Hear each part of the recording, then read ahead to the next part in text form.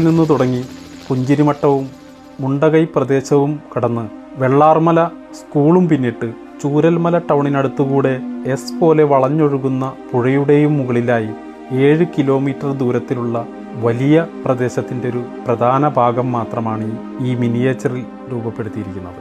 ആകാശ ദൃശ്യങ്ങൾ കൂടെയല്ലാതെ മിനിയേച്ചറായിട്ട് രൂപപ്പെടുത്തിയിരിക്കുന്നത്.